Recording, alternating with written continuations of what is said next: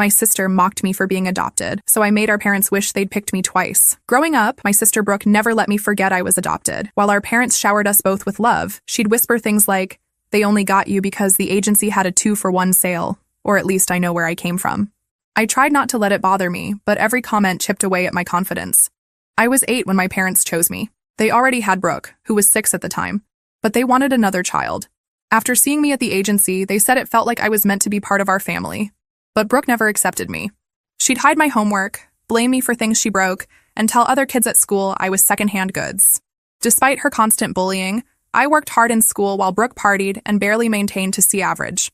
I was taking advanced classes and studying late into the night. Our parents noticed the difference but didn't want to compare us. They'd praise both of us equally, even when Brooke clearly didn't deserve it. Everything changed during our senior year. Brooke was failing 3 classes and risked not graduating. Instead of studying, she spent her time making TikToks about how adopted kids were damaged goods and posting Instagram stories mocking my generic brand DNA. One day, I overheard her on the phone with her friend. My parents only adopted her because they felt sorry for her. But watch when college applications come around, they'll realize blood is thicker than water. All their money is going to their real daughter's education. That was the last straw. I had already been accepted to Princeton with a partial scholarship, but I hadn't told anyone yet. I decided to let Brooke dig her own grave. Every time she skipped class to hang out with her boyfriend, I kept quiet.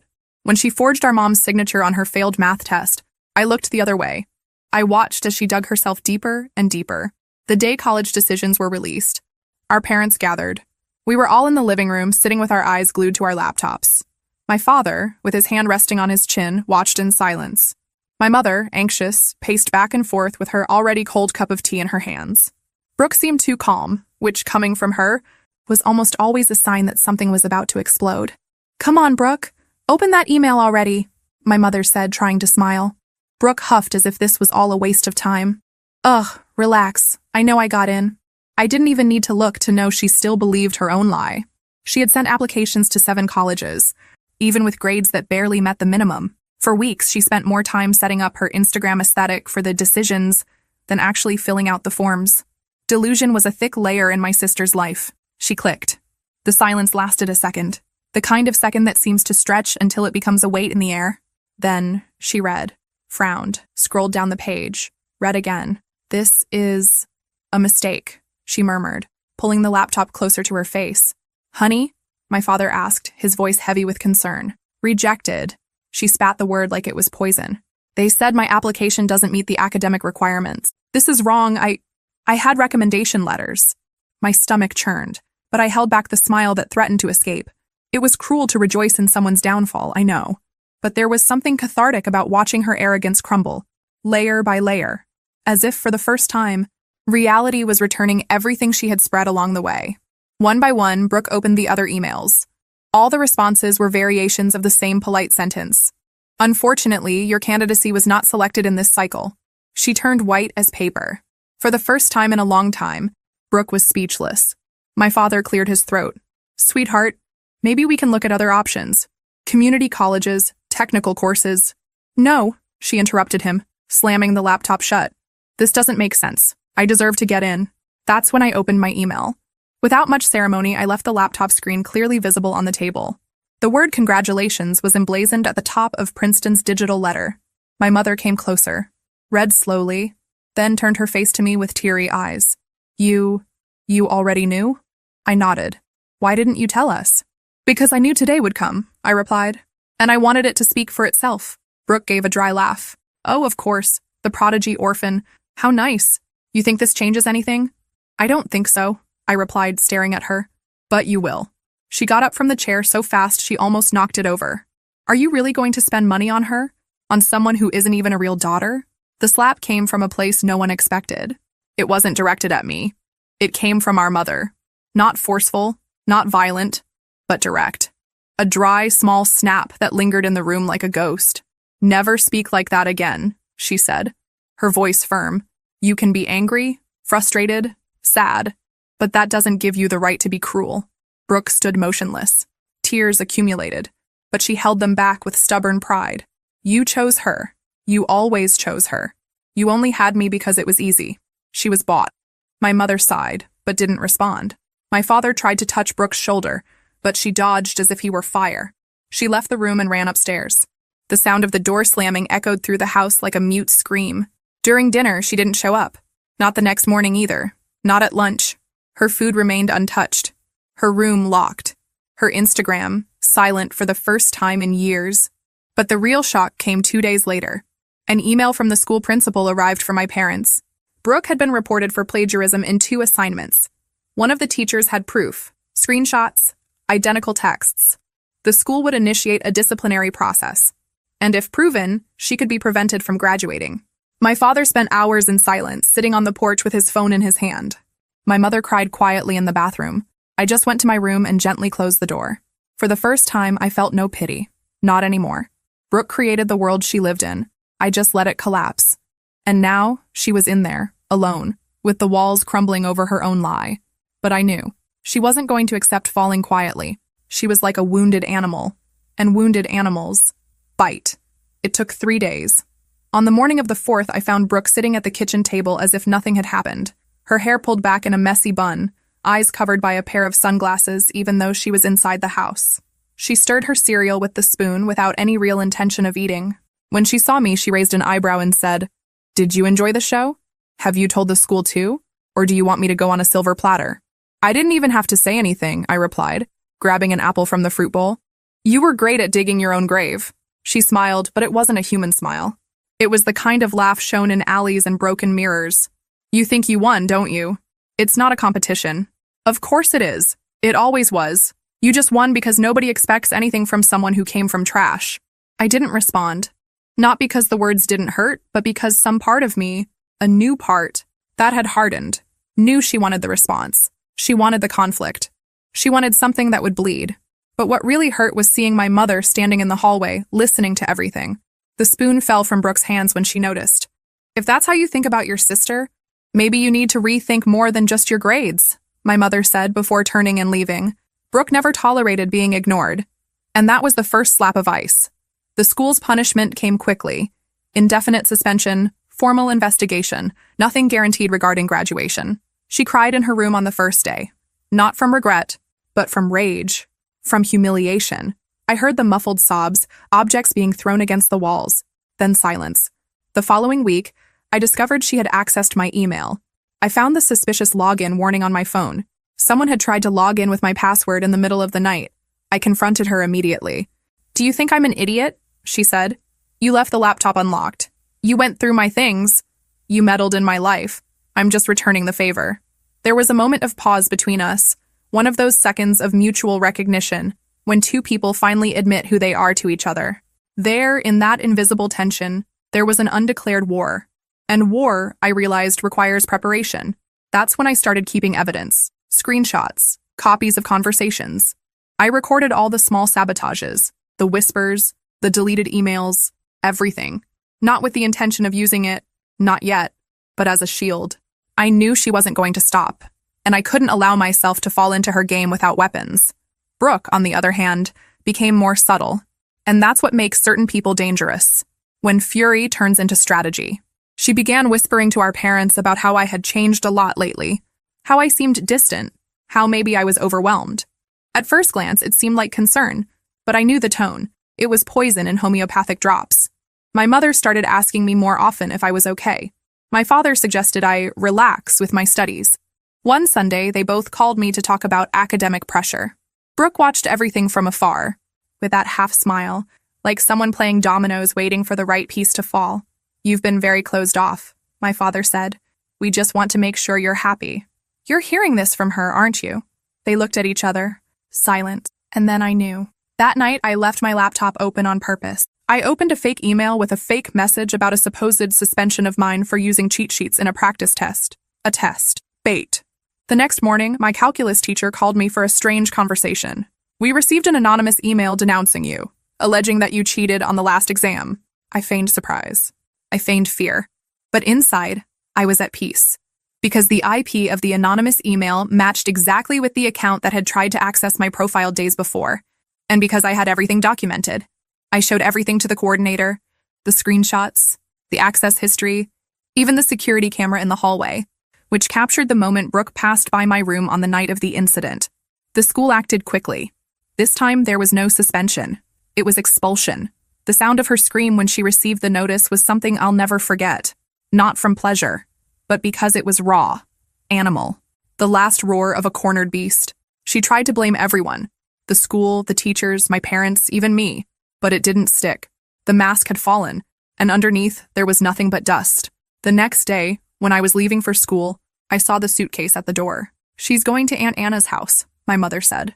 Until we know what to do. She was expelled, Mom. She's still your sister. Is she? She didn't answer. She just hugged me. A strange hug, full of silences. As Aunt Anna's car drove away with Brooke in the back seat, she looked through the window and smiled.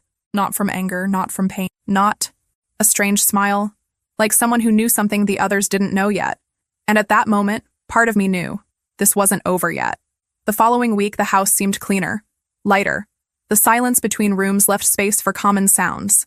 The tick of the clock, the wind hitting the hallway window, the creaking of the backyard gate, to seem almost comforting. My parents walked with more contained steps, as if they felt guilty about a piece they hadn't asked for, but couldn't deny. I continued going to school, packing for Princeton and counting the days to get out of there. But even while studying, reading, or having lunch, I felt a shadow behind my neck. That invisible presence that something was moving outside the field of vision. And then the notes began. The first was left inside my backpack, folded 4 times, unsigned. Simple paper, careful handwriting, too fake to seem natural. You may have won, but nobody likes someone who steps on others to climb up. I showed it to my parents, but they pretended it was just resentful teenager stuff. It must be envy, my mother said, trying to smile. You're going to Princeton. That bothers people. But it was more than that. I knew it. In the second note, left in my school locker, it was written, "Everyone has secrets, including you. I just need one to bring everything down." And that's when I began to suspect. Brooke had left a part of herself here. As if even from afar, she could pull invisible strings and move the pieces on the board. There were people at school who still defended her. A small group, but loud. An army of people who saw her as a victim. The girl expelled by the elitist school. The renegade sister. Among them was Ryan, her ex-boyfriend. Or maybe he wasn't an ex yet. Because on Tuesday of the following week, I saw him leaning against the school wall waiting for someone. When he saw me, he smiled. "Hey, can I walk you home?" I refused. He insisted. "She just wants to talk, you know. She's sorry. I think you guys should try." "You think?" I asked. "Or did she tell you to think that?" He shrugged. "You won, okay? Everyone knows that, but I don't know. She's not doing well." I kept walking, without saying anything more. But that same day, my room was invaded. Nothing stolen, nothing broken, just disturbed. The closet was ransacked, clothes folded differently. My Princeton Notes notebook was on the bed, open to a page where I had written, months ago, that I didn't know if I could handle the pressure. That sometimes I felt alone, displaced, as if I were acting a role that wasn't mine. On the page there was now a new note. "It's going to be beautiful when everyone discovers that the perfect girl is falling apart inside." There, alone in my room with the paper between my fingers, I realized Brooke wasn't just stalking me. She was building a narrative, a campaign, trying to turn me into her. The next day, I told my parents that someone had entered my room. "Did you lock the door?" My father asked, more concerned with the details than the fact. "Do you really think I'm making this up?" My mother tried to hug me. I pulled away. "She's still here, even from far away," I said. "And you keep pretending it's just a phase. It's not. She's dangerous." They didn't respond. That night, I locked the door with a key. I hid my notes, changed the passwords on all my devices, and left my phone recording in silent mode, pointed at the door. Nothing happened that night. But the next day, the video showed something strange. At 2:43 a.m., the hallway light turned on, and my room's doorknob turned twice, unsuccessfully. Then, silence. The light went out. Goosebumps, heart beating in my stomach. I showed the video to the principal. I showed it to my parents. Everyone fell silent. "Do you think it was her?" my mother asked. I just replied, "If it wasn't her, then someone even worse is still loose around here." It was only on Saturday that I received the call from Aunt Anna. "She's not here anymore," she said, straight to the point. She left last night, said she was going for a walk, left her phone, took money, and didn't come back." My father dropped the phone on the table. My mother sat on the floor, without saying a word. Me? I just closed my eyes, because I knew exactly what that meant. Brooke was on the loose, and she had nothing left to lose. In the first 24 hours, my parents did what any adult would expect of themselves. They called friends, the police, hospitals. They filed a missing person report. They said words like worried and anxious, but avoided any mention of what they really felt: fear. Not for what might have happened to Brooke, but for what Brooke might be doing. My father installed new locks on the windows. My mother began checking the front door every hour like an anxious ritual. I looked over my shoulder all the time, even inside the house, as if at any moment she could emerge from inside the wall like a living crack. At school, the tension was palpable. Some knew, others suspected. Some began to look at me as if I had provoked this. Ryan was among them. He stared at me in the hallways with that air of someone who thought he knew something important. I pretended not to notice, but I knew he was with her. Emotionally, at least. Maybe more. On Tuesday, I found my locker vandalized. Those who climb by, stepping on others, fall bleeding. They notified the administration. They cleaned it. They gave a generic warning to the entire class. Nobody took responsibility. I didn't cry. I didn't tremble. But that night, my father slept with a kitchen knife beside his bed.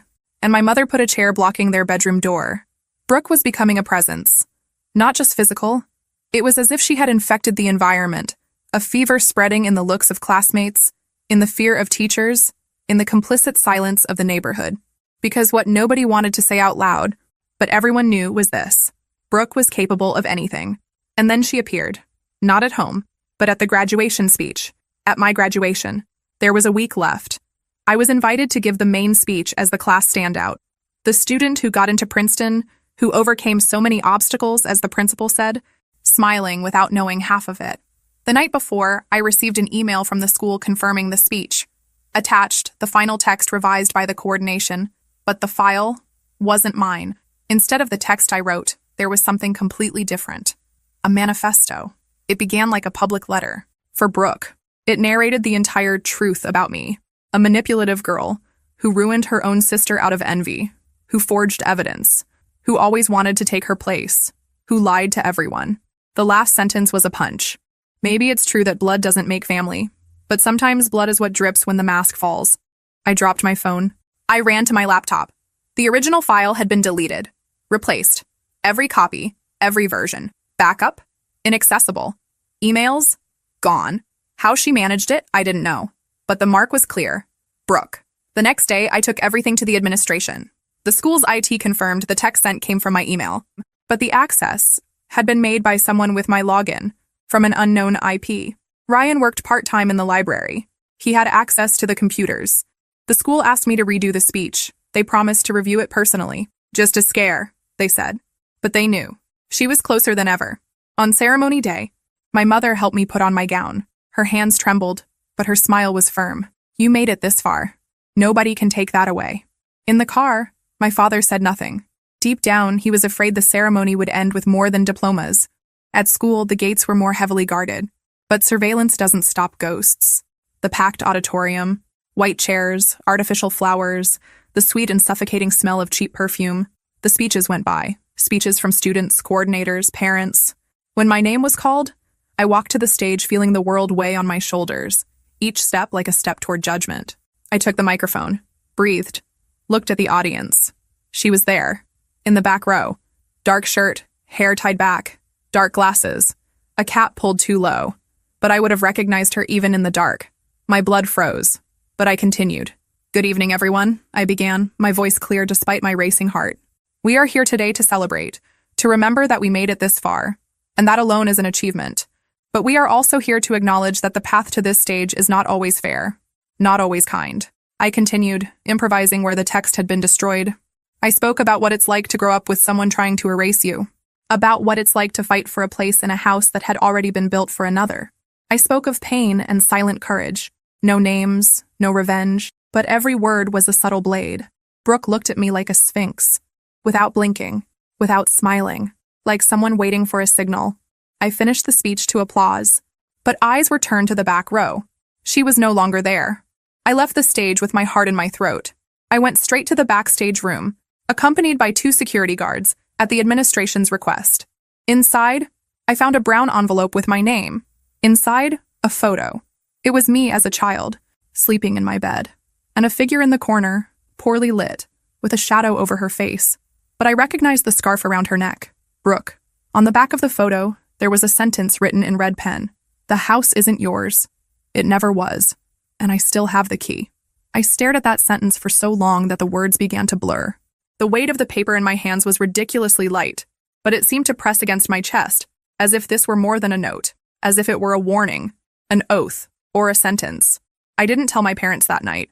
I knew what would come. More surveillance, more locks, more empty promises of everything will be fine. But none of that stopped Brooke. The problem was that they still thought she was a person in crisis. I had already understood. She was an expanding threat. The next day, I checked all the locks in the house. All were intact. No sign of break-in, no broken windows. The guest room, where she had slept for years, still contained some remnants. Books she never read, notebooks full of blank pages, photos of us that now seemed like jokes. But there, inside one of the closets, I found something that shouldn't have been there. A dark wooden box, locked with a simple padlock. It was dusty, as if it had been forgotten, but I knew. Brooke didn't leave anything to chance. I broke the padlock with a hairpin, and inside I found a pile of paper clippings, old notes, printed messages, all mine. Messages I wrote, gifts I gave, even pieces of school assignments with teachers' comments. It was as if she had made a file of me, an obsession, but the worst was the diary. It wasn't hers. It was mine, my old diary, which had disappeared years ago. When I was 12, I thought I had thrown it away by accident, but there it was, with pages marked by strange fingers. Circled sentences, highlighted passages, small annotations in the margins, like an editor reviewing someone else's story. She had been studying me for years. On the last page, in recent ink, she wrote, "The world loves you now, but the world loves victims. Let's see what happens when you become the villain." I closed the diary. I sat on the floor of the room and breathed. This was it. She wasn't going to stop. She wasn't going to run away. She was going to invert me. And worse, I was alone. I went back to my room and locked the door. I picked up my phone and called the only person who could be in contact with her, Ryan. He answered on the third call. Low voice, sleepy, or pretending to be. "Are you with her?" I asked without beating around the bush. Silence. "I know you are. Just tell me one thing. Is she okay?" More silence, then a whisper. "She's calm, but not like before. Like she's decided. You know? Decided what? She won't tell me, but she's collecting things. Photos, videos, recordings, of you, of the school, of your mother, everything. Why? She wants to tell her version, make the world listen, but I don't think she wants justice. I think she wants a scene." I swallowed hard. "Tell me where she is." "I can't, but be careful tomorrow." She said it would be tomorrow. He hung up. The next day, my mother woke me up before the alarm. Pale face, phone trembling in her hands. She just said, "Open the school group, now." I opened it. Brooke had posted a video. The title, "The Truth About My Perfect Sister." The thumbnail was a montage of photos of us, me smiling on the graduation stage, her crying on the school sidewalk, our father in the background with a disappointed face. Drama in layers. I clicked. The screen darkened. Her voice began, low, trained, like a dark documentary. She spoke about me, but not as a sister, as a character, as a villain. She told our stories switching the roles. She said I sabotaged her since childhood, that I was the one who spread rumors, that I forged evidence, that I manipulated our parents, that I used my status as poor adopted orphan as a shield to hide a cruel and ambitious mind. The video had photos, edited scenes, excerpts out of context. Even the graduation speech was included, with cuts that distorted my words. When it ended, I was shaking, and the comments were already starting to pop up. "Damn, I never thought she was like that. She really does seem calculating in that speech. Adopted and fake on top of it. Wow." My father entered the room with a red face. "We're going to delete this. Sue, call the police." My mother just sat down. She cried like someone who had lost something that was still there. But not me. I was quiet.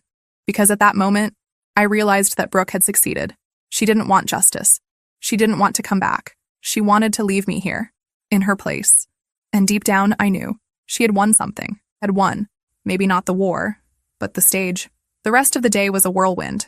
School, suspended pending investigation, internet, hell. People looked at me on the street as if something was wrong, but they didn't know what. A silent and constant judgment. At night, I received a message from an unknown number. "Now, we really are sisters. You feel what I felt. You sleep in fear. You wake up trying to remember who you are. Welcome to my world. With love, Brooke."